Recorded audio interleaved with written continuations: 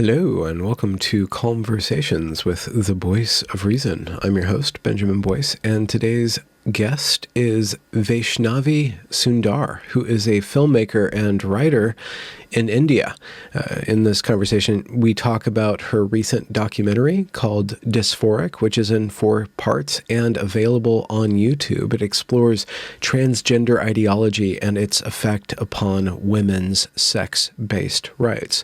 We talk about her documentary. We also talk about the experience of women in India, which is pretty intense. This is a very eye-opening conversation for me. I learned a whole lot about a completely different culture from mine and get to know Vaishnavi as a very happy nihilist.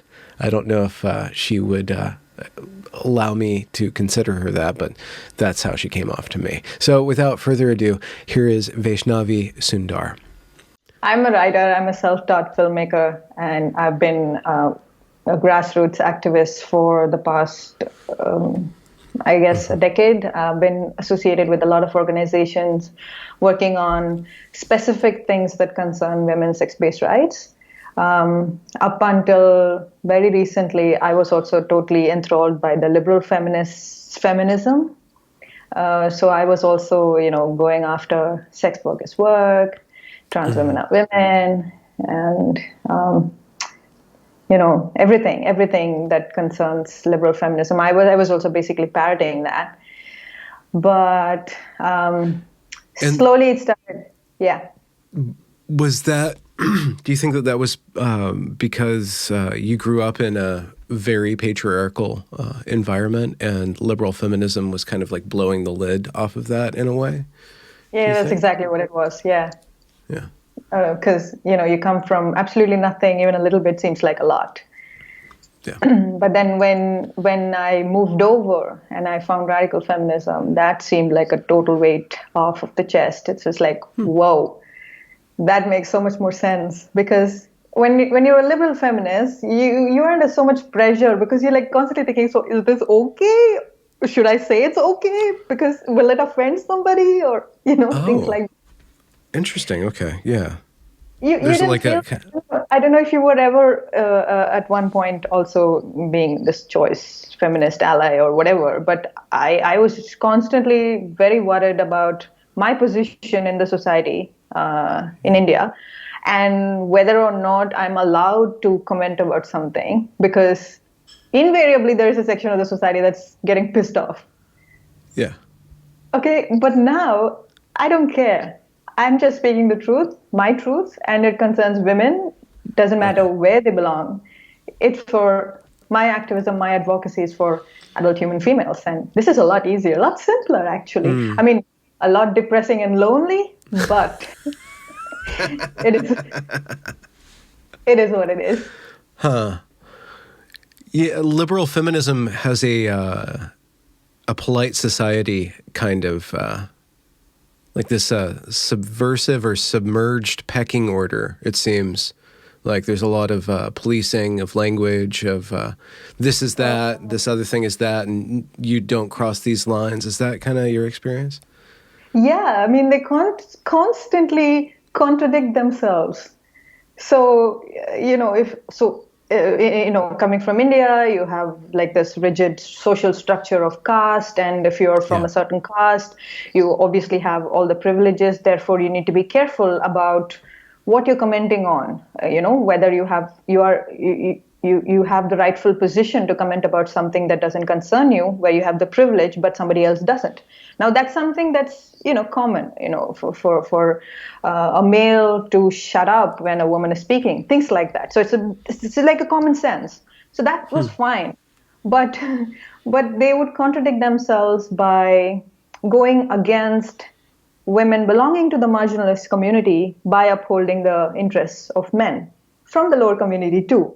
So you gotta pick your sides here, right? Okay. Yeah.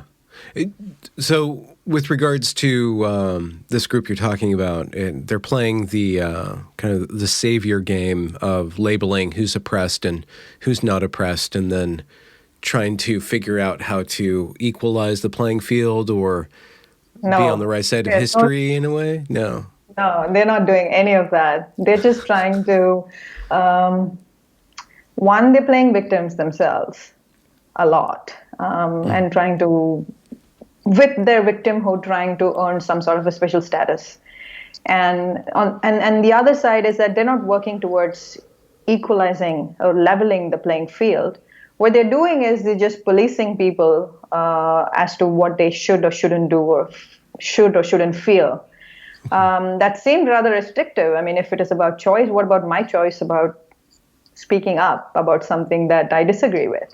Yeah. Everything must be okay then. So this whole freedom of speech, freedom of expression, and this whole thing about porn being empowering and prostitution being liberating, those were all my, those were needling me. Those didn't seem right. So I guess that's when gradually I sort of digressed from liberal feminism, at least these aspects of liberal feminism. There's like a very solid anti-caste movement in India, but they're all majoritatively liberal feminists. So you see them, yeah, they will be speaking against the caste system, but they will also say trans women are women. Okay. Yeah. Because they are looking at it from the vantage point of caste, and they believe that the people that are feeling differently, and in this case they are referring to the eunuchs, the Hijras, who are not trans. Oh. Most of them come from not a very well-to-do family. They probably are not educated. These are effeminate men. They look a certain way, so the society kind of ostracized them, and they have nowhere to go. They're probably homosexuals. So that group of people, the Hijras, have been totally appropriated by the liberal feminist movement. And because most of these Hijras are seen seeking alms, begging on street, they look at it from the vantage point of the caste angle and the poverty angle. So they believe that you have to annihilate them from this shackle of caste and poverty. Therefore, they support them, not understanding that by supporting them, they're taking away the rights of some other community. Does that make sense? I know that the Hijras, if I'm pronouncing that right, they are used in discourse in America as this third sex. They're used to, instigate, third gender, and there's other things, but it seems like a lot of nuance is lost about what exactly this community is. It seems like it's a subset of what we would call, well, before this genderology came to being, we would just call like very effeminate homosexuals. And they usually probably migrate to big cities where they can find each other and not be so persecuted, in the more conservative areas. They're not like something new. They're just something more or less rare. And they don't topple the binary structure. They just are what they are in a way. Yep, absolutely. A lot of them don't even care about being male, female, or anything. They just want to be Hijras. They just want their life, and whatever they're doing, they want to just not be disturbed, really. But there's a very, very dark story or very dark history to this whole culture of eunuchs, the whole culture of Hijras, that not a lot of people, be it in the West or even in India, Indian social media basically parrots everything that the US says without even probably picking up a single book their whole life. But the truth is they have like this dream. very a very dark, deviant history where because they are ostracized and they're persecuted for presenting the way they do, they're often sometimes even sold for, or rather trafficked for the titillation or for sexual favors of older homosexual men who otherwise probably have like a family and a regular heterosexual life. But they have this other life where they go to these brothels and there are these children. There's apparently true stories of where young boys who look a certain way are sort of bid on, like you sort of set like a Auctioned. certain amount of money. Yes, you auction them, Wow. and whoever gets the highest bid takes them to the brothel, and the kid would probably just stay there for the rest of his life. Okay. And there is like this initiation and like an induction ceremony where they actually castrate, and this is not done in a clinical safe way. There's this belief that there is this goddess who is blessing them by giving them this other life, the second chance to life, where they can now truly be a woman. So some other eunuch, who is the senior, would do the castration procedure, is no doctor, doesn't have any clue about what he's doing. And most of the time, this man who is being castrated is left to bleed because it is their belief, a superstition, that what's bleeding out is the maleness. And when it stops bleeding, some of them die.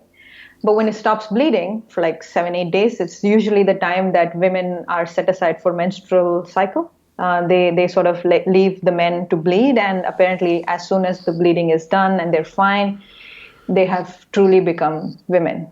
So, and there's so much to talk just about the Hijras, actually. And it's annoying how the West, or even people in India, are like, oh, Hijras have existed from a really long time. Yes, they have, but they've got nothing to do with this really ridiculous queer theory that we're facing right now. Most of them want to just be left alone. And they have this very oppressive social structure, by the way. You've got like a teacher and you've got a student. So a teacher has to opt for you. She has to take you in. And if she takes you in, you've got to earn money and pay her every day. Okay. And how do you earn that money? By begging and prostituting yourself. Yeah. And they use female pronouns then? The Hijras? Well, yeah, they dress like female, and they all probably have like their Hijra name, which the teacher would give. Oh, wow. Oh, It's like, wow. Yeah. It's like a new world, a new life for them. Yeah, okay. And do you know how far back this community goes? Well, Sounds like there's there are centuries. books written about there being Hijras, eunuchs, that are guarding the sanctum sanctimonium of Muhammad, because it's considered to be so pious and so pure that women aren't allowed inside. And because women aren't allowed inside, you can't have women guarding that place. And at the same time, you can't have men guarding that place because it would be a threat, or it would be not okay because they can be as powerful as somebody else. So it's there in the Muhammadan history, and it's also there in the Mughal history, where these eunuchs would be castrated and would be kept so close to the king. They're so powerful in the sense that some of the big decisions in the kingdom can be made by the eunuchs of the court. And they're emasculated because they can't be men, otherwise they can defeat the king, because considering how close they are. And they can't be women because then they will be desirable, and that will lead to other promiscuous issues. So they're emasculated, castrated, and are serving the court generation after generation. Yeah. Is there a similar group, and not exactly at all, but something vaguely similar for women? Is there a women caste, like that's historical, a priestesshood, or a smaller community of that sort? Well, the goddess, the concept of goddess has always existed in India, right? This word called Shakti, which means power, is attributed to the female energy, the feminine energy, or something like that. So for every god, there is a goddess. And, when things get really bad for women in the world, it is believed that the female goddess would, the goddess would sort of really just, take over and behead all the horrible people in the world, because she's just so pissed off with the way women are being treated. So there's like this Kali, Shakti, and all these, these goddesses that are seemingly very powerful, and you don't want to piss them off or something like that. And often the trouble with these goddesses is they are considered to be so chaste and so perfect that sometimes real women like me are expected to uphold that kind of a chastity and that kind of a, what shall we say, morals. So Okay, you're either that goddess or you're a prostitute. yeah. Yeah. Is there a similar pressure put upon males to be Yeah, of course. Of upright? course, Okay. to constantly be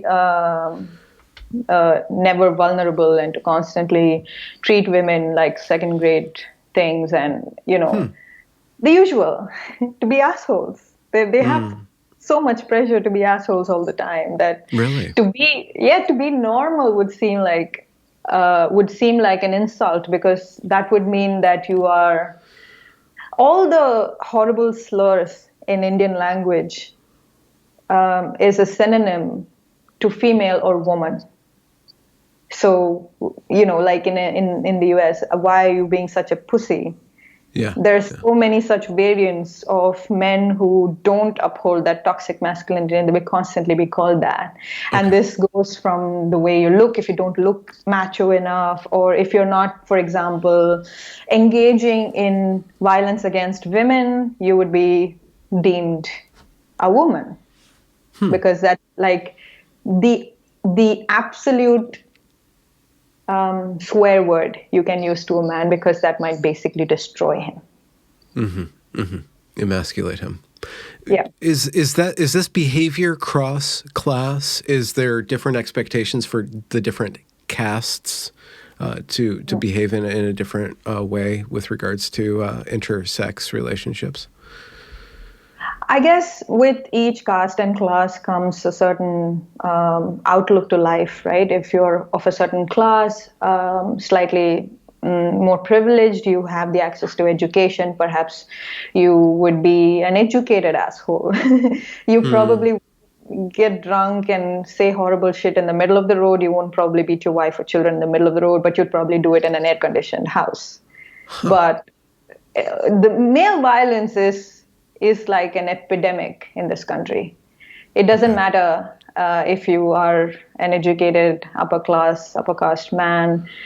There are cases where there are inter-class violence also. It's not necessarily the women that you're married to or the women that you gave birth to you. It's like this inter-caste, inter-class violence that men perpetrate as well. So they basically are like fluid. Okay, they can basically navigate this social structure and be assholes to basically anybody. Okay. Is there a very, from your point of view, is there very like a highly pressured hierarchy that men are subjugated to other men as well? And then they're exhausting all of that subjugation onto women. Do you think that that's kind of how it works, or how is it built into the society that women are treated this way, from your perspective? Well, it's everything. You look around you, you know your place in the society. I knew that I was not equal to my sibling when I was really young, when I shouldn't be understanding all these things. You know, like I said elsewhere, you probably don't have the words for it, the language for it, but you know something's not right. And you learn it at such a young age that there isn't any time to be a child, a female child, even worse. Okay. So there isn't sort of a pressure per se, because there are men that are, you know, slightly tolerable, decent human beings as well that I know of, who are my friends and who I like. Hashtag not all men, but it's possible. But it's just that you look around you, you see how your father behaves with their mother, you see how your brother behaves with his wife, and you see how your friends treat their wives or their sister or their mother.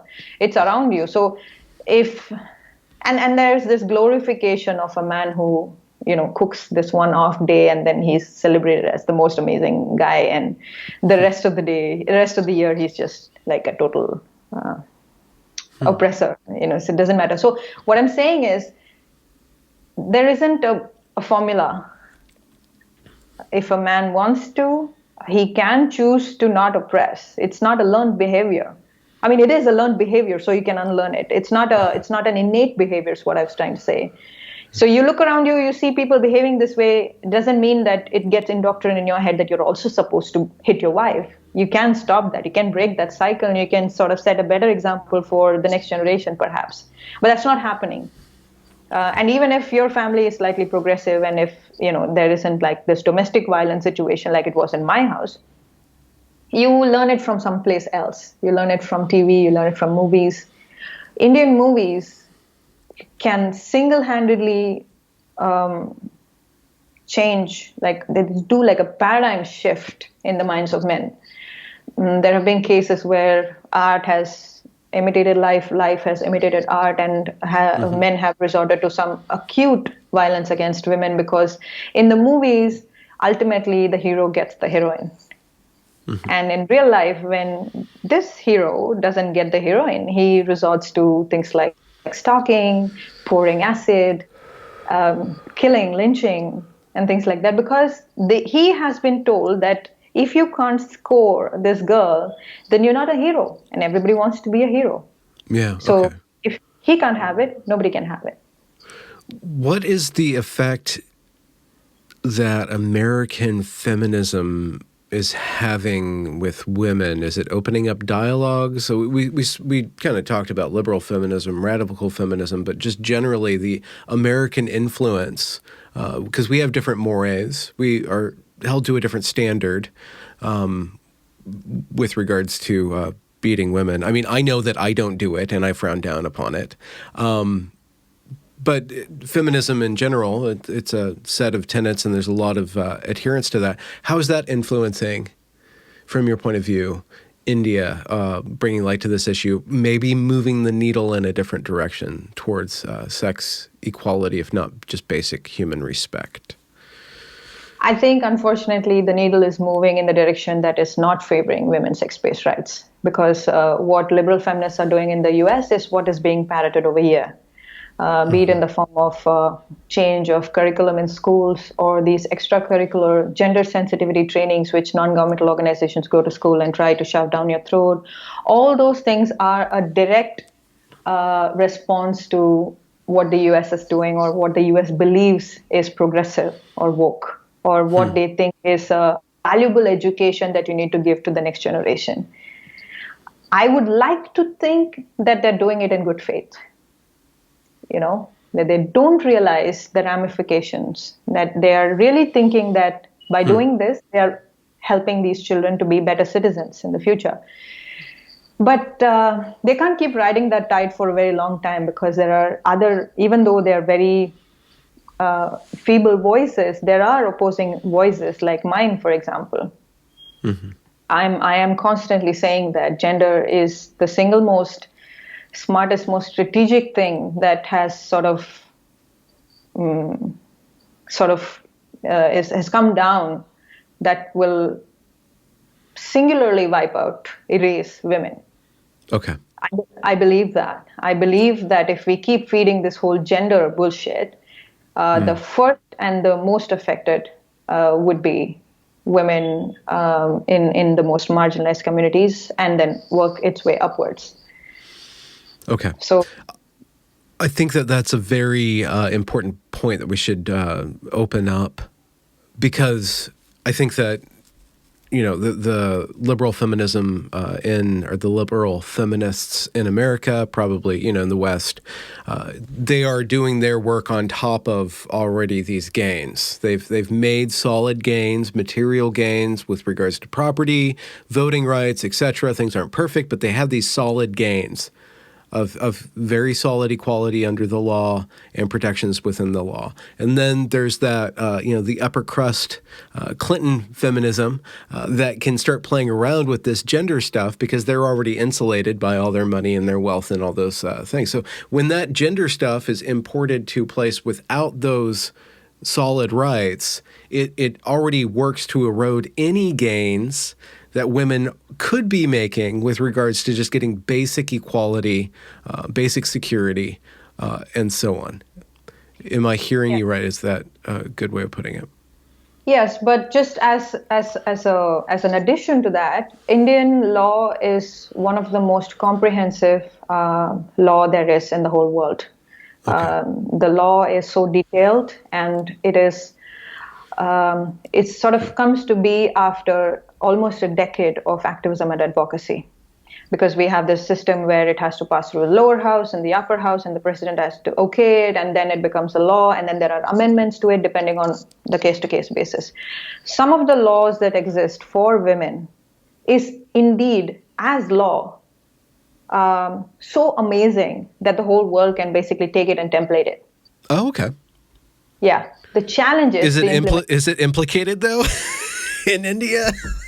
Exactly. The challenge is the implementation. They always falter in the implementation. And the trouble is, you can't really question the government or the law about the failure of implementation, because that's not their prerogative. And when they hand you the law, they deprive you of the right to question the implementation. Oh, okay. Right? In the sense, you can't say, well, you gave us the law, but it's not being implemented. And it's not their problem. It's the criminal justice system's problem. It's the court's problem. It's the police station's problem. Okay. While we've worked very hard to be as elaborate as possible to include all kinds of permutation combination in sort of putting together a law, the moment the law has been passed, your right to fight for that law is gone, obviously, because the law exists now. There is nothing to fight.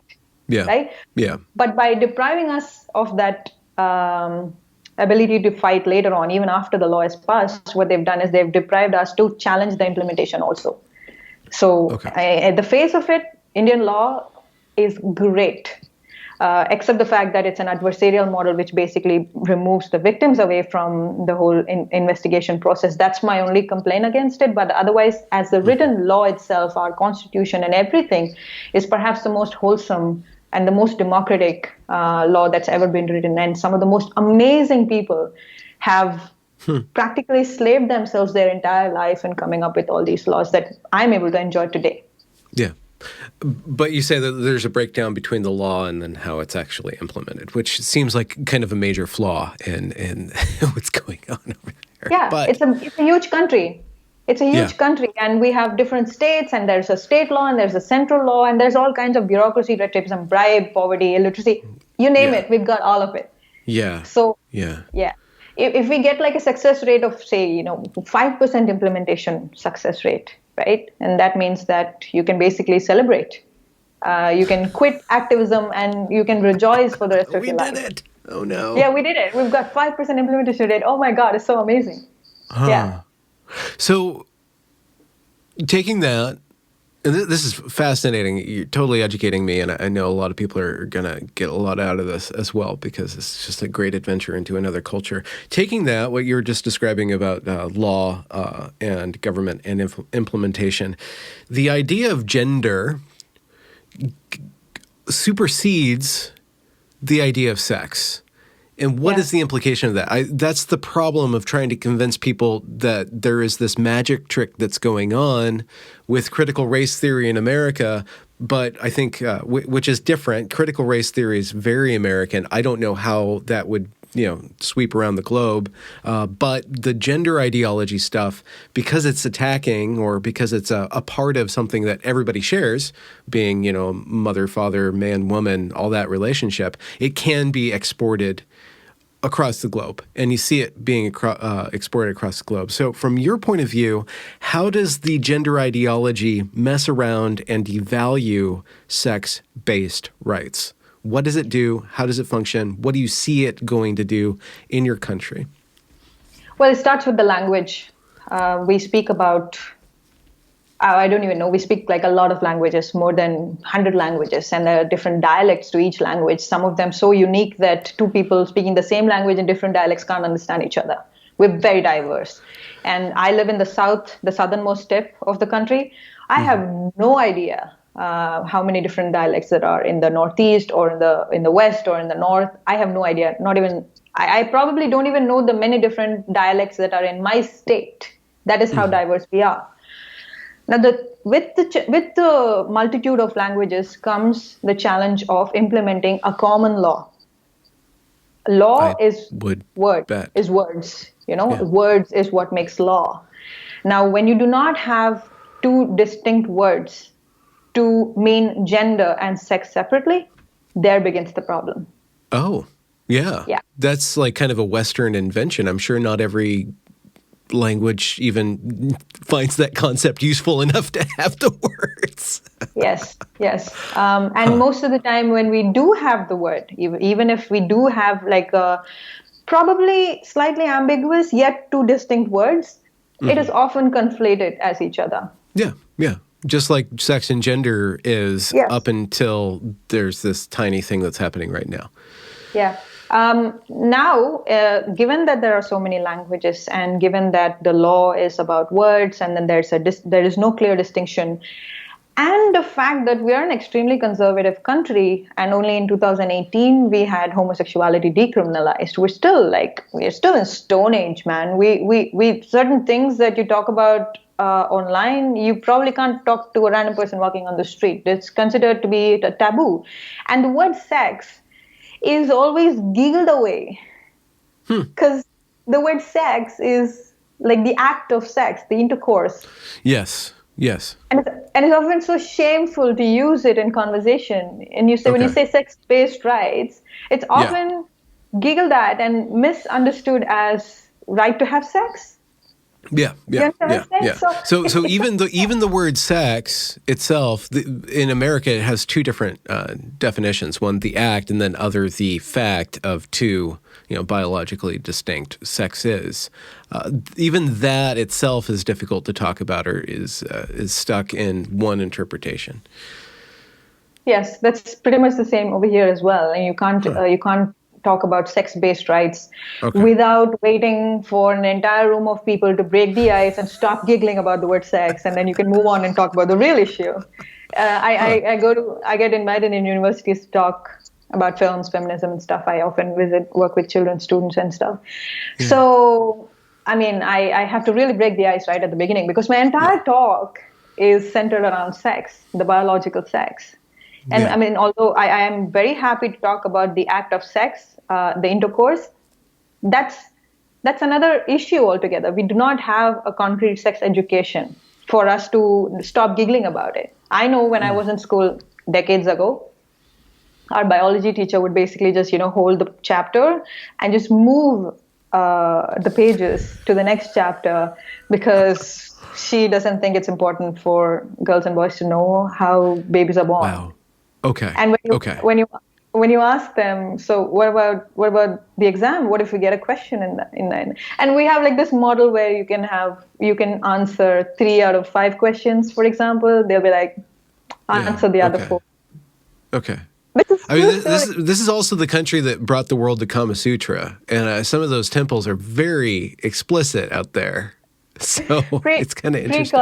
Pre-colonization, my friend. Colonization. Yeah. Oh, interesting. Yeah, that is an entire level.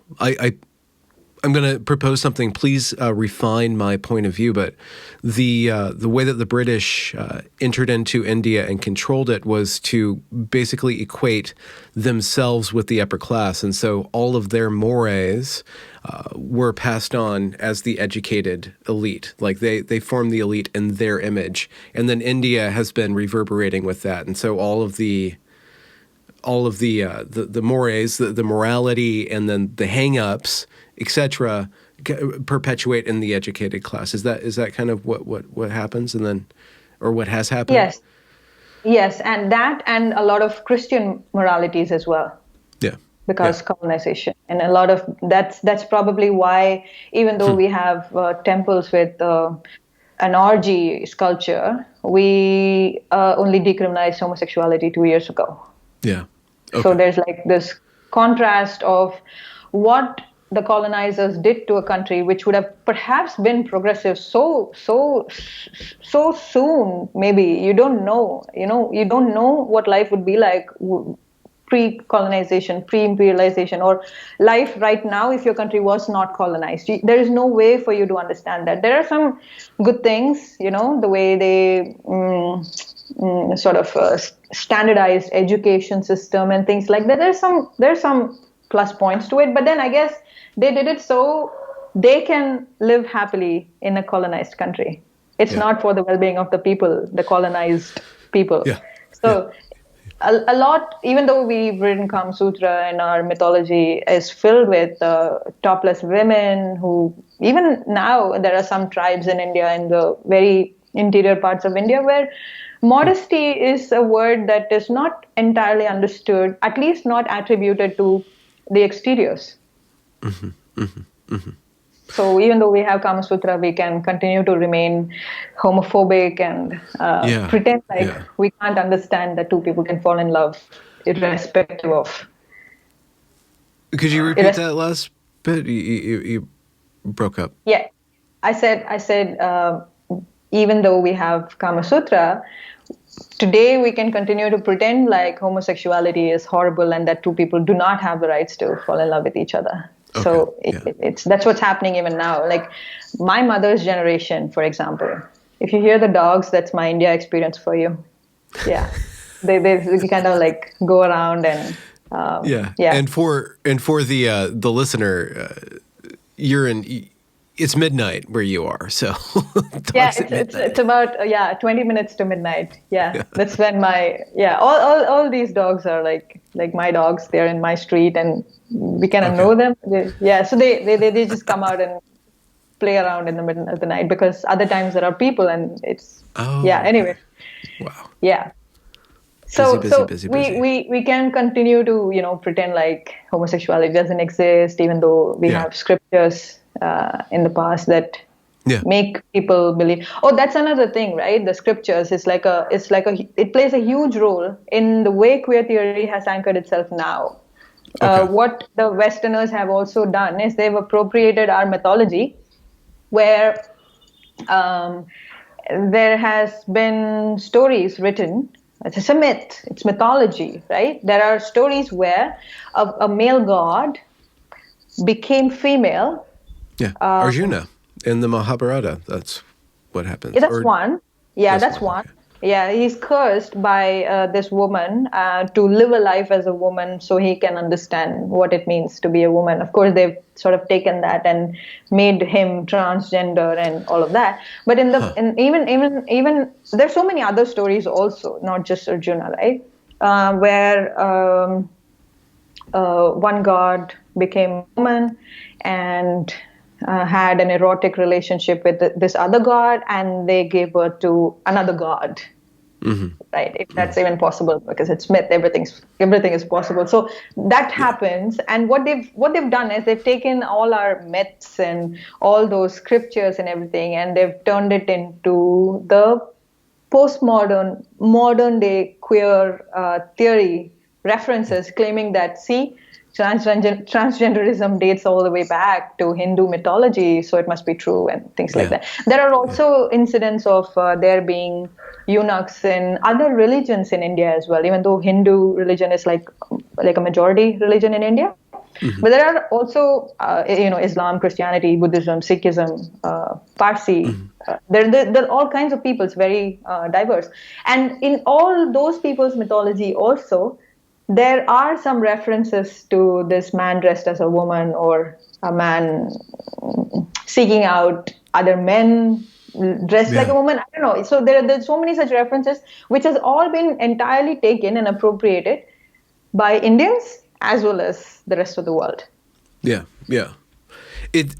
India is such a powerful, the mythology and the culture and the layers and the caste system. It's so incredibly complex.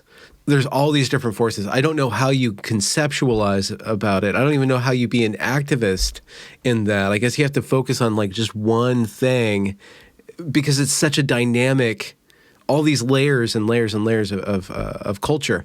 And then it's built on centuries and centuries and centuries of culture. So it's really interesting, the progressive academic in America, who's all about not appropriating anything, is going through and taking things, bits and pieces, and completely leaving the rest of the structure, how that all works together, how it's not even holistic so much as just frothing with all these references and intuitions and all that stuff. And then, of course, the Westerner comes over and says, okay, this is my argument, and I'm going to pluck it all from your tree over there. And Indians reinforce that. We're saying, yeah, our culture is so rich and diverse, Yeah. Here, take it. Which I understand. I mean, I think I'm not a big proponent of cultural siloing. I think that cultural appropriation isn't necessarily bad. I think it's very human. It's a human thing to do. But there's a way of stripping the entire system in order just to distill it into an argument that I think is kind of violating the spirit of the culture, or not doing it in a creative way. I don't know. It's a case by case basis. This is not about I don't know, a white woman braiding her hair, man. It's a lot deviant than that. I mean, I'm also not for I'm not like this. I mean, you're wearing denim right now, so. That's a very Californian. It's Californian, man. Gold Rush era. So. Well, I wouldn't know. But the way in which gender ideology will further obscure your culture, your country's relationship to basic, just talking about sex. Talking about the sex is, and then talking about, trying to figure out trying to upgrade the relationship and the culture to something that's more humane, more equal. Like that gender ideology, it seems like, will come through and just completely obscure something that's already not well defined. Yes, that is what is happening. And, when I sit in these webinars that have radical feminists from different parts of the world talking about how transgender ideology has sort of permeated into women's sex-based rights in their country, they often talk about how there are female-only spaces in which men are trying to gain access to. And I'm here sitting explaining to them that there are no female-only safe spaces in the country to begin with. Oh. Why would men want to find access to it when there isn't, when there is no safe space for women to go? There are very, very few. For example, in the Vancouver Rape Crisis Center, it's an institution that is where women go to when they have experienced sexual trauma, and they are there and they stay there. They rehabilitate themselves. They undergo a lot of therapy, and then they are put back in the society.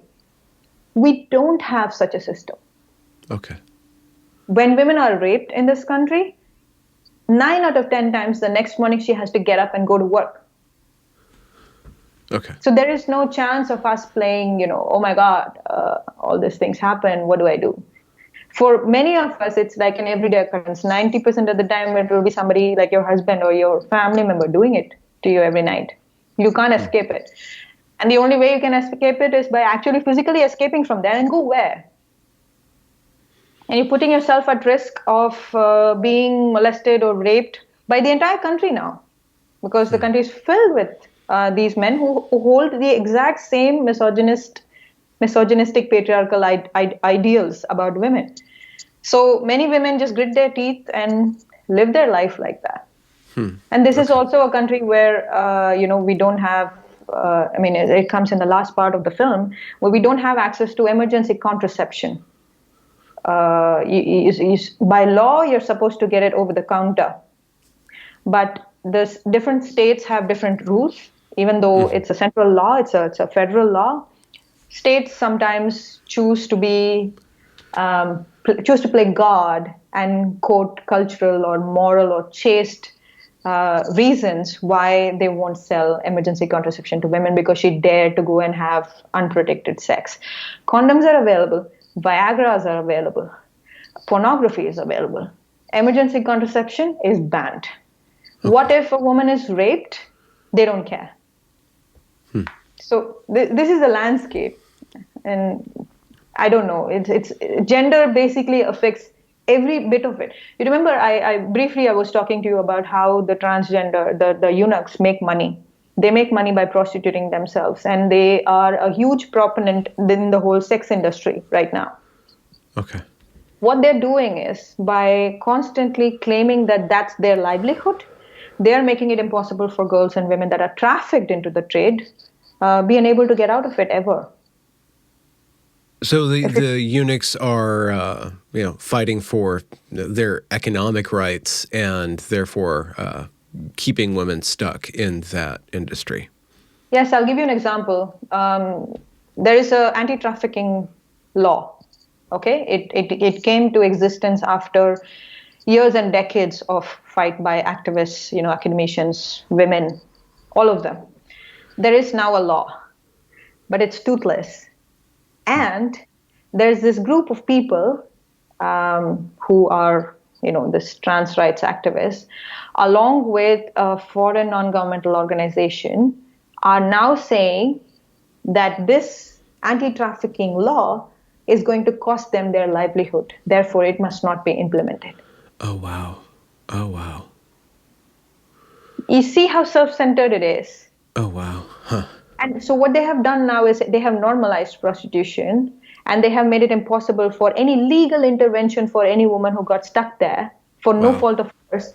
And she's going to live there in a 4x4 room, serving 20 men every night without ever be able to get out of that place. And by the way, if you are a prostitute and if you happen to have children, your children are not supposed to earn from the money that you make due to prostitution. That's illegal. It's illegal to feed your children from the money that you get from being a prostitute. Yes. How are you? So 9 out of 10 times what happens is if it's a girl child, she will end up being a prostitute herself. Okay, yeah. Because she can't go to school, she can't go to university. Yeah. Because she can't find a better livelihood for herself. Now there are some organizations that are, working closely with these brothels and taking the children away, rehabilitating them, educating them. But it's such a tiny figure. But these people, these men, in order to uphold their self-centered, most selfish rights, they are making it impossible for women to survive in this country where they are already being stifled. It's not like we're enjoying such great freedom in this country as it is. We have about 87 rapes a day with less than 30% prosecution rate. Okay? Men get away with basically anything in this country. And if things get out of hand and if like a group of people sort of go after a particular case, police can burn a body alive in order to conceal evidence. What do you mean they can? They have done it in the past. Okay. So there's this girl who was raped, and the country sort of got together and went after the criminal justice system, wanted the chief minister of the state to intervene, find the guy, punish him. But the guy happened to be from the upper caste, and the girl was from this marginalized caste called the Dalits. Okay? The girl was burnt. The family had no idea. The family wasn't even around. She was burnt. No explanations were given. Because she was burnt, there was no forensics that could be performed to actually prove that it was in fact the upper caste man that raped her. Therefore, he could be punished. But that can't happen because upper caste men are so pure, and the state's chief minister wouldn't allow it. It just as you're just making me feel so naive. Like I'm trying to grapple with even getting the upper hand on such a culture. Like, how do you even begin to affect change in that? Like, at what level?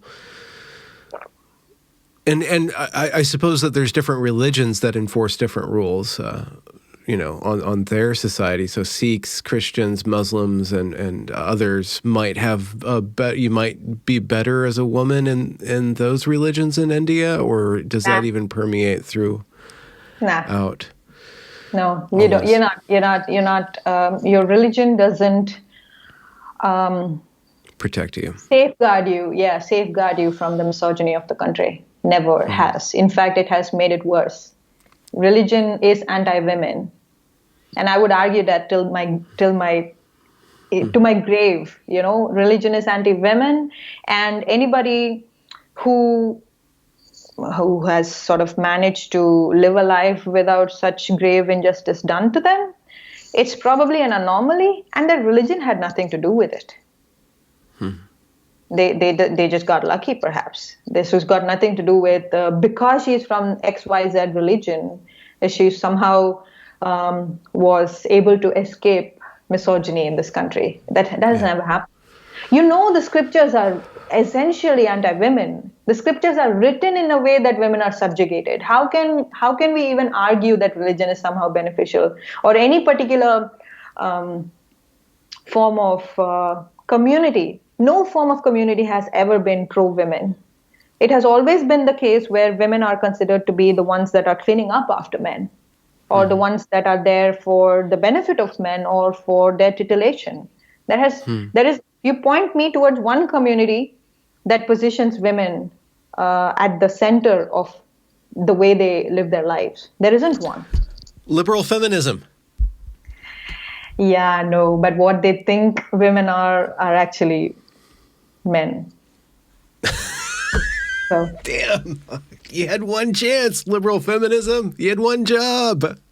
No. How do you, okay, let me go this tact. How do you yourself keep the upper hand on this? In what way how do you connect with the joy to keep you sustained in this fight? Like what's the kernel of optimism, or did you go through the other side of nihilism? Like how do you stay together while confronting this? I think my pessimism is what is making me fight, not the optimism. I have no hope. I am a lifelong existentialist. I am a lifelong believer of human life to be so overrated and must be nuked. Yeah, it's a bit extreme, I know. I mean, it just came out. At least that's where we are. Okay, thank you.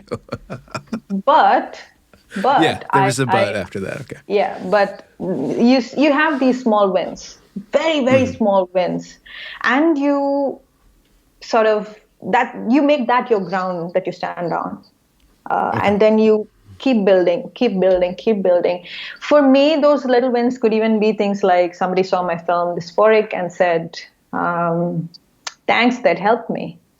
It's good enough, So it's like a direct response or direct reward for the work that you've done. Of course, you don't do it for the reward, but I guess it is that reward in this form, not in the form of appreciation or money or anything like that. I'm not after that. It's this reward of the social change that we're talking about, that some minute difference in the way people think. It could be about this film, or it could be about the films that I've made in the past. All of them have centered women. The previous one was about sexual harassment that women face at the workplace. A lot of companies, after having seen my film, have set up committees to look into situations like that. Okay. I want to work in that direction, not to go to film festivals or not to win awards or things like that. I know my kind of films would never win an award. It's just too morbid for people to sit down and watch. It's not. And it assaults certain prevailing attitudes within those who are giving out awards. So yes, it's a slap on their faces. I mean, if they watch it and if they do give an award, they must be really stupid to not get that I was in fact attacking them. Yeah. Wow. So what got you to go in the route of filmmaking? You started as a writer and then you went towards film. Is that correct? No, I had a corporate job. I was doing 9 to 5. I was traveling the world. I was in a tech company, and I was doing marketing for them. And I guess I just quit one day. I just quit. It's like cold turkey, quit. I got sick of them and I quit. And this whole foray into filmmaking was incidental because I've done theater for more than a decade now. I've performed on stage, written plays, directed plays. I love the stage. So having come from that, artistic side, if you will, making film was just like a sort of an experiment. So the first film that I made was in 2013, 13, 14 sometime. It was just a tiny little film. I wrote a story. I taught myself how to turn it into a screenplay. I taught myself to direct the film and then produce it and, whatever. So that got me interested. And in the time, ever since I graduated university and till the time I quit my job, I've done like 11, 12, 13 jobs. Everything was boring. I tried different things. Everything was just so dreadfully boring. I mean, I had to really, really feel motivated to get up from bed and go to job. And money has never been a motivator for me. So you really have to give me a really exhilarating task for me to feel excited about coming to work every day. That wasn't the case. I was super easily bored. It's perhaps filmmaking, the vocation that I have taken up now, that I have sustained for this long. This is the first. So it happened incidentally, but I'm, I think, stuck with it for a good while. Is YouTube a great opportunity for you, for somebody in your position to be able to distribute your films? And I wonder if there's a possibility, without getting too businessy, I just wonder how interacting with the West, if it is cheaper for you to live out there, it might be able to be sustaining and you can actually kind of build a one-woman media empire just by distributing films on the internet. Is that something that you see possible or see coming in your way? I think I don't think about distributing when I first decide on making a film. I don't think about distributing it at all. When the film is done, I guess at that point I decide whether or not I want to put it behind a paywall or I want to make it available for free for everybody to watch. Yeah. The previous film is behind a paywall still. But anybody who asks, I just let them watch it for free. It's not a big deal. So I guess for me, the channel of distribution, that's there. If not YouTube, there's Archive, there's all these other new whatever. But I'm even more keen on not necessarily access to the Western audience, but what it does on ground over here. I want people here to watch it. And that's why I also have a vlog channel. It's me, I'm V, and I'm logging all things what the fuck. So my channel is called vlog.whatthefuck. There I interview a lot of women about different aspects of being woman in India and South Asia. I interview people from Pakistan, Nepal. I'm interviewing somebody from Sri Lanka coming Monday. And I interview Indian women about different aspects of being woman. I talk about the law. I talk about farmer rights. I talk about domestic violence. I talk about surrogacy. I talk about all these things. I mean, they're not like super popular and I don't have like this massive viewership or anything. But to me, I'm just like, it's there. Eventually people will watch it if they want to. And it dates back to the time that I made it. So even if people watch it after a decade, they'll think, oh, she's made it 10 years ago. So she's probably aware of this issue 10 years ago. And that's good enough. I think a lot of my friends also sort of say this to me, you'll have to find a way to make this sustainable for yourself or something like that. But I just have this very crude opinion about money. Just, it's so arrogant, right? You got to depend on it so much. And I hate that. Yeah, money is kind of a dick in that respect. Yeah. It's such a dick. And I hate it for that. And I have, like, I've sort of tailored my life in such a way that I am least dependent on it. I don't have a car. I don't have a house. I live a very, very modest life. I wear hand-me-downs. I'm very happy to not purchase a new thing. The only thing perhaps I would invest on is, tech, maybe, at best. But that's because that's what I do for my activism. But other than that, I really have no needs. So I try every day to think of ways in which I can, say fuck you to money. So that's why when I do all these things, I'm not thinking, how do I turn this into cash? Yeah. But I'm thinking, how do I turn this into an actual societal change? Yes. This sounds so cliche or so, holier than thou. But truly, you hand me like an opportunity to change the law, and you provide me with $1 billion and a lifelong commitment to me living a very happy, safe life, I would choose not the money, because it's boring, it's mundane, and I have a hate relationship with money. I really do. And the and only humanity money... too. Oh yeah, well, that, yes. You do want to nuke us. Not just you, myself including. I'm not saying I'm going to be the only lone survivor here. It's all of us. I'm more than happy to die if it's going to be better for the earth. No, okay, let's not go there. What do you think? What do you think? What do you want to get into the skulls of Westerners? What do you think something that we're missing, or that you would really like us to kind of understand? If you have that, if that's a valid thought to you, and on any given topic that you choose, but we could talk about sex, we could talk about gender, feminism, etc. What's something that we should get into our heads that you see we're lacking? Whatever people think about India, it's often limited to Bollywood or occasional film that qualifies for Oscar, or a documentary about periods that won. Yeah, Slumdog Millionaire, yeah, all of that. There is more to this country. There's so much more to this country that even women in the country don't know about. So to just take a country like India and sort of have these ideas about a country, I think it's often very, very misguided. Perhaps the one thing that I would like feminists around the world to consider is that it's so much more nuanced than that. And in countries like Bangladesh, Pakistan, Nepal, and us, and Sri Lanka, outside of the other usual ways in which women are mistreated, there is an angle of caste as well. And these are the only countries where caste system plays a huge role. Now, caste, people around the world have some understanding. They often equate that to race. While it is similar, the segregation and the oppression is similar, it's a lot more nuanced than that, because it's not just black and white over here.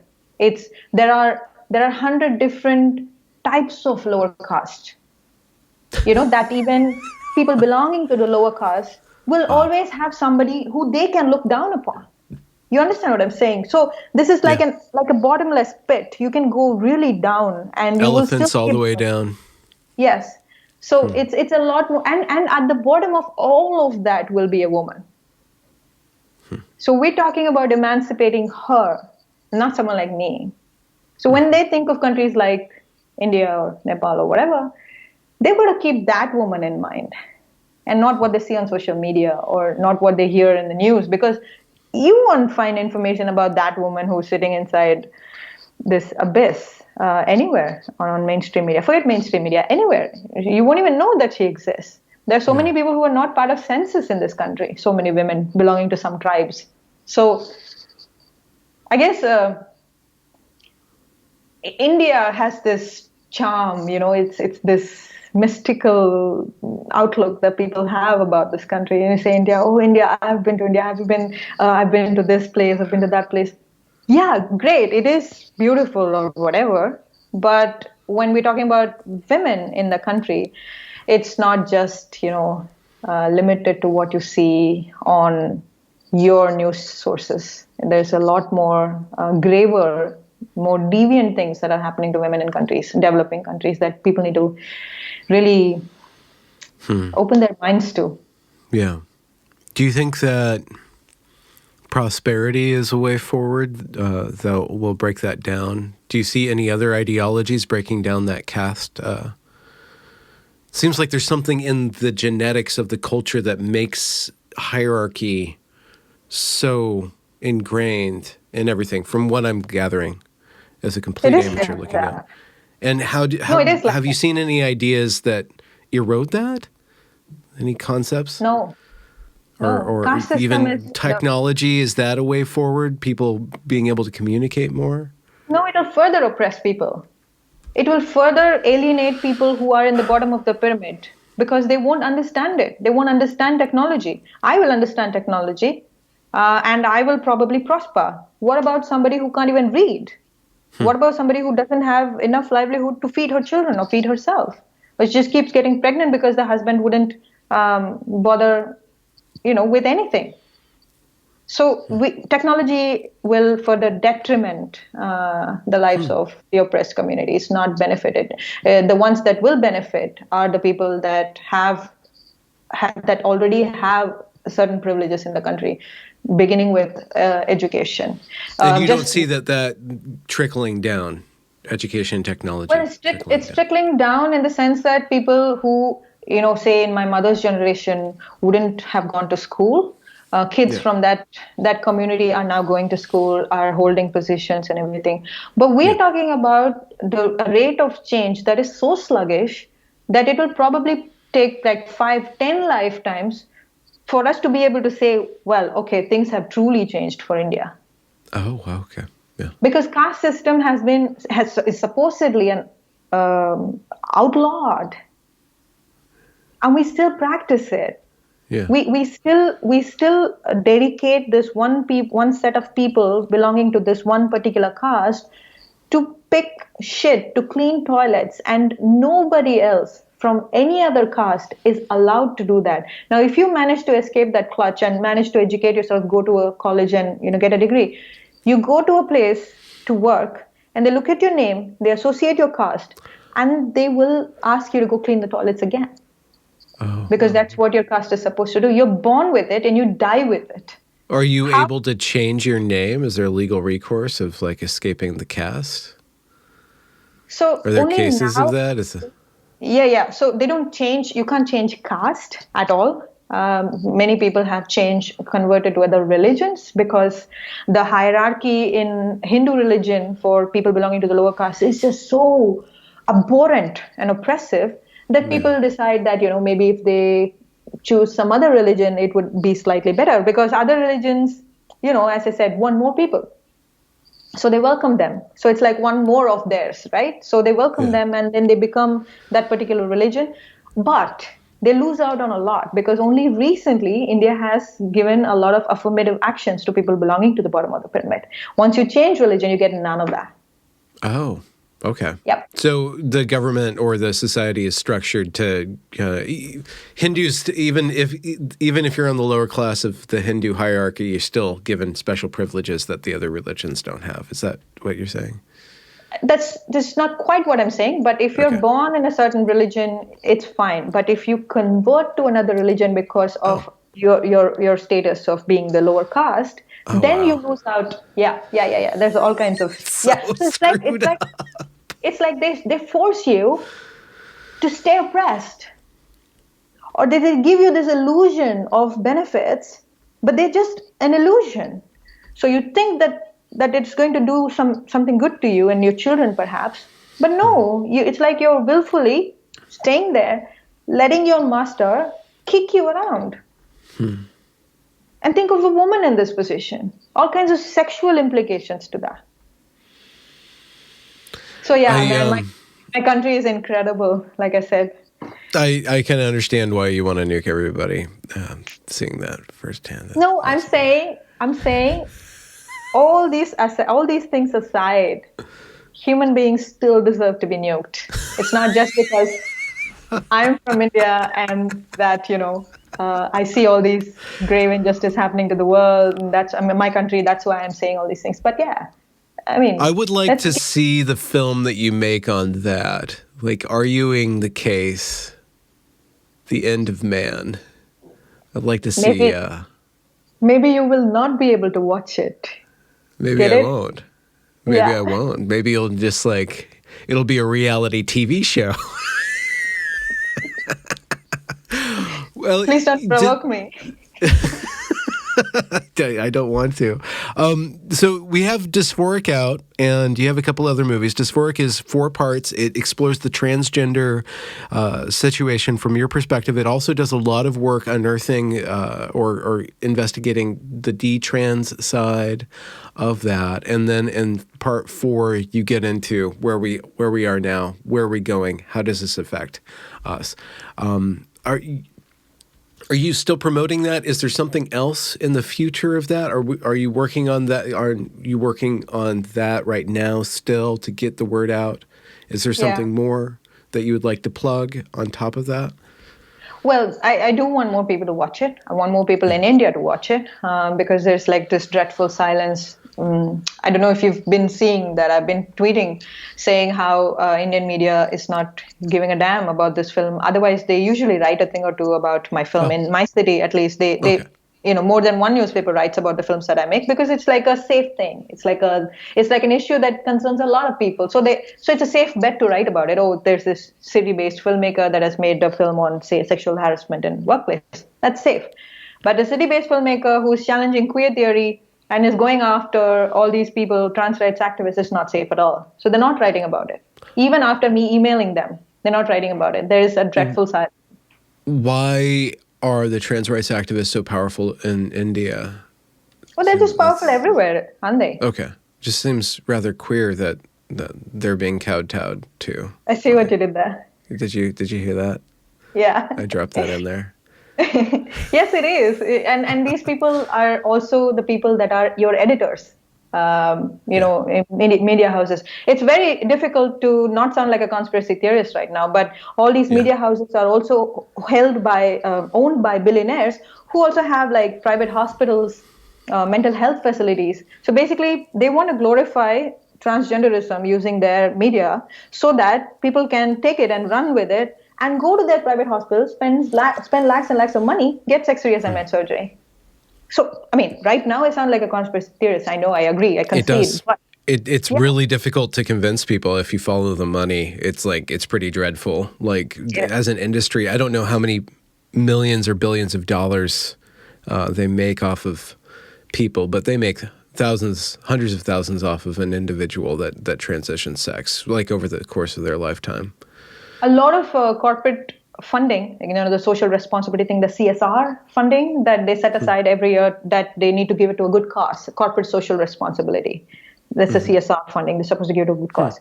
Every single organization that I know has given it away for queer or pride or rainbow or things like that. And why aren't they giving it to women first? We've been asking for centuries now. No. We've been asking, man. I swear, we've been trying. Shoot. Well, is there a path towards, if this transgender thing takes off in India, can't women just elect out of womanhood? Or do you think that their position will still be held? That's what's happening now, right? Even though they've decriminalized homosexuality, you still can't marry within the same sex. So in India, even though a lot of people are opting out of marriage and the whole institution of marriage, a lot of our rights are associated with the whole institution of marriage itself, because it's only when you marry somebody, there is insurance, there is property rights, there is all kinds of other, the way you can get about? Or get resources, move about, get resources. Yes, exactly. Yeah. So if anything, people should fight for gay marriage. They're not doing that. They're fighting for championing men who identify as trans as sex workers. So in the Pride, in our citywide Pride, there is this red umbrella thing, which means sex workers. I was shocked. I've stopped going to Pride entirely, but I was shocked how many people, really educated people belonging to good positions in city offices and everything, holding red umbrellas in support of prostitutes, sex workers. Yep. Wow. Yeah. That happens, and every city has a Pride march, obviously. Yeah. Everybody has a red umbrella. That is, I'm just so out of my depth here. I just can't. I mean, I don't have an official position on sex work one way or the other, and I'll keep it that way, so that I can continue to do journalism from a relatively nuanced or nuanced position. But like centering sex work as like the celebration. We're celebrating that. This seems like something not right there. I can't put my finger on it. I mean, I have moral qualms of that, but there's something else going on. See, their position about wanting to give the woman her choice to do sex work comes from a point of empathy. They maintain that these women are, belonging to a marginalized community. They do not have enough to go by. But shouldn't you be addressing that rather than saying that it's okay if she's getting raped by 10, 20 men every night? It's not rape if she's getting a couple of rupees out of it, though, right? I'm totally being very, very snide there. Yeah, you're going to get a lot of comments about it. Yeah, well, yeah. I'm just saying, like, that joke is there to highlight the horror of that. But that's what they say, you mean, right? But we all know all the other, even the people that are actually doing sex work have been documented during COVID. They've been documented slightly anonymously. Some of them don't even care. They're there out front, just in public, talking about it. They're saying that there's this analogy that they use, saying, oh, Indian men rape so much, but we exist because they can then take their sexual frustration out on us. Therefore, you women can be safe. Oh, yeah. Okay. So they are the saviors. They're the saviors. They're the victims. However you want to call it. Oh, weird. So weird. Wow. Yeah. There's just layers of it, and a lot of it's actually marketing. Yeah. It's just so out of this world. Yeah. And who is the person who's saying that? Who is the person who's normalizing all this? Trans-identified male. Mm-hmm. Okay, they are the ones that are out there doing it for a very, very long time. They've been historically known to be doing prostitution, right? Yeah. But are they speaking for the girls that got trafficked into this trade? I don't think so. Who gives them the right? Who gives them the right to be the voice of all the women that are, whether by choice or not, are doing this trade? And yet the trafficked girl is never going to be heard.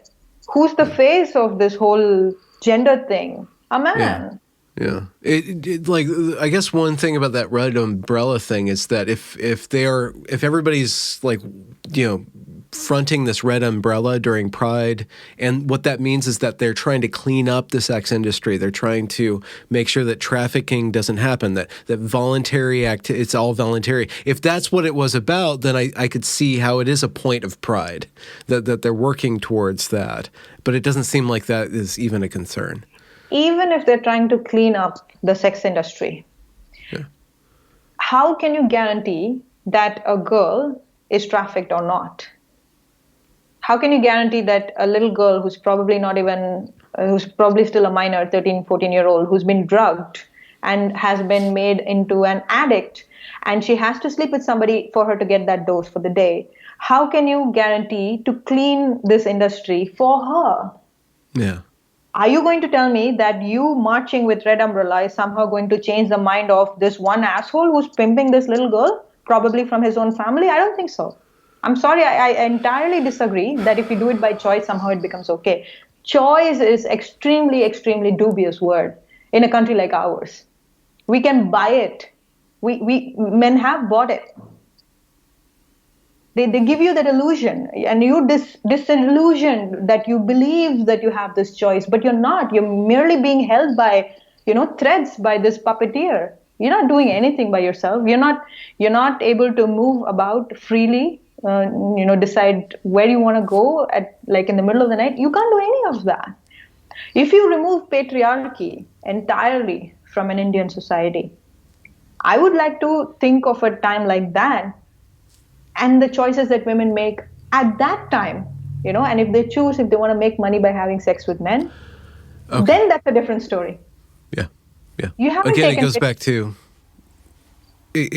goes back to these Western ideals, which kind of work and seem progressive when they are resting on top of a lot of other law and work and culture and certain mores in our culture. Then you can start playing around with gender and stuff like that. You take all that work aside, and then you import these progressive ideals into India, and it either stalls progress or it sets it back, because it's obscuring the issues that you see, just obscuring the rights of women. I really do like that thought experiment of say, okay, well, what is this country without this specific misogynistic behavior accepted and promulgated by men?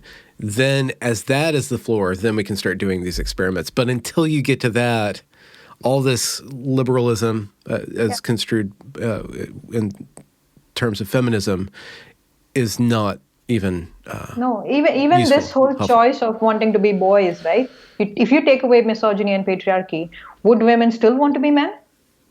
I doubt it. Well, if they still do, then that's okay. But at least we won't have patriarchy. Then that's a free world for women. It is how a woman would feel, like how a man would feel every morning when he wakes up. Absolutely carefree. A man wakes up and he doesn't have to think 10 things in the next half hour what he has to do, but a woman should. And if she is a working woman, she has to decide, like I do it every day. If I have to go out on the field to do some film work, I have to decide based on what locality I'm going to, and that decides exactly what I wear from top to bottom. I wake up and I already am calculating how the rest of my day is going to be. I don't think you've ever done that, other than, organizing work per se. I live in the woods. I don't interact with people, so that takes a lot of load off. Good for you. Just speaking personally, what do you think is going to be the next topic, or are you done with the transgender topic? Is there more for you to explore? And No. where are you headed with that then, or what's next? Where are you going as an artist, as a work in your work? Well, as an artist, there are 100 other things that I want to explore and want to make films about. But in the transgender issue itself, my activism is going to carry on. Perhaps not in the way of film, because the film is pretty elaborate and exhaustive, I think, and that's that. Perhaps if there are any significant changes within Indian media and there are people in India that are willing to talk about, maybe I will come up with snippets for it. But my goal right now is to use this film and use my advocacy to actually bring about ground level changes, speak to politicians, at least, lay this ground for having the bare minimum distinction between the word gender and sex and not conflict. Okay. That is what I hope to do. It's ambitious, extremely ambitious. Nobody gives a damn about me. No politician is going to sit down and have a chat with me, but I'm going to try.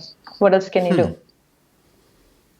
I don't know. Get Brad Pitt on board and you might be able to make some waves, Will he identify as a woman? No, you just, I don't know. He identifies as a, wildly handsome savior of mankind. Like that's basically all you need. Yeah, like how Leonardo DiCaprio is for environment. Maybe that's what you need. You need a very hot, dirty dishwater blonde Hollywood actor on your side that'll turn some heads. I'm spitballing here on how to help you out. Not that I know anybody like that. I might be able to wrestle somebody up. So you're gonna that sounds like a very particular. It even sounds. I mean, I guess like our entire 2-hour conversation, hour and a half conversation is just around the fact that making a distinction between gender and sex would be a huge win in India. And it's a huge hill to walk up, just that small little thing. But at least you have something concrete to aim for and that people can get their minds around because one, the people who even know about the situation that's happening in the Americas, in the West on this, which is not nearly as many people as it should be, even they who have a key or a clue in what's going on here on this topic have no idea what it's like from your perspective. And I guess I'm sure that there's other people in your position or other cultures similar to yours that has a similar effect. This genderology is having a similar effect. Yes, and like you said, winning this whole distinction between sex and gender is like barely a win, because if you get that, actually work begins then. Yes. It's like how I made this film now. It's like 1 year of me, digging myself a hole and sitting inside the house and just editing. And I come outside, and now my work has actually begun to actually make it reach people, make people watch it, make politicians watch it, understand the situation, how grave it is. It's just really, really scary because in your head things are about to go very bad very soon. But right now, in this moment, it's too soon for anybody else to see it.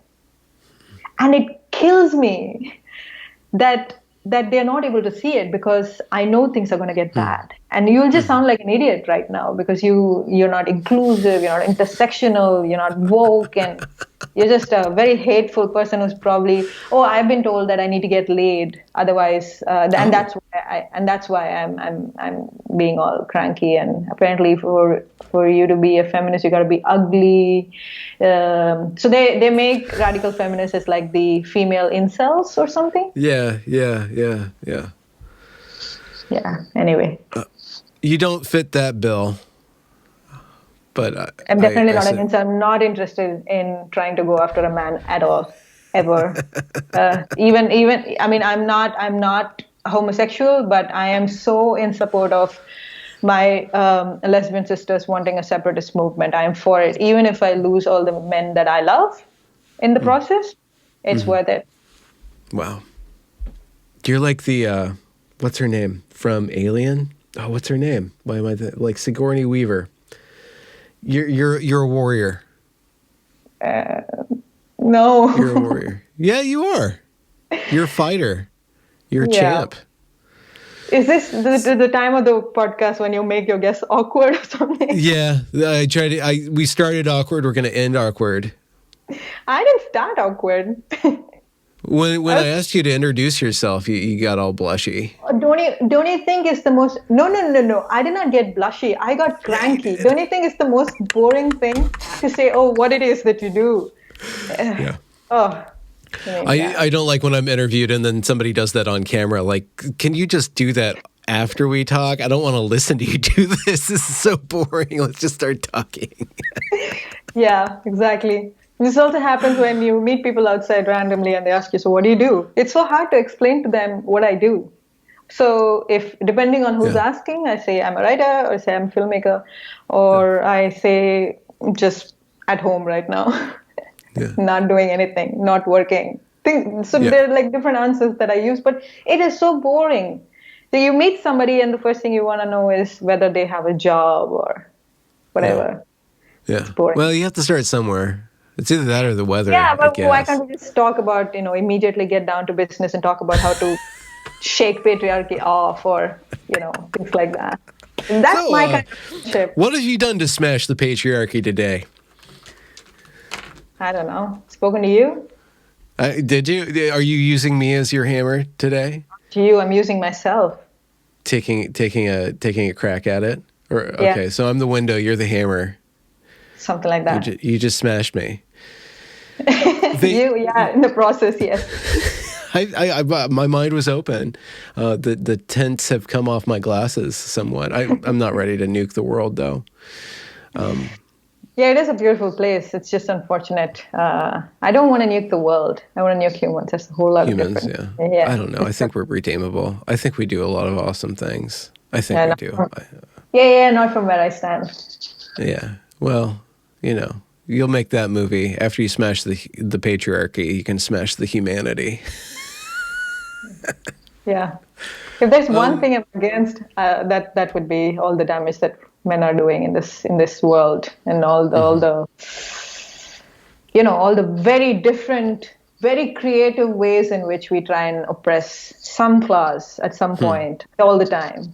I'm dead against it. And I think the one solution that I can possibly conceive is by getting rid of the oppressor and the oppressed too.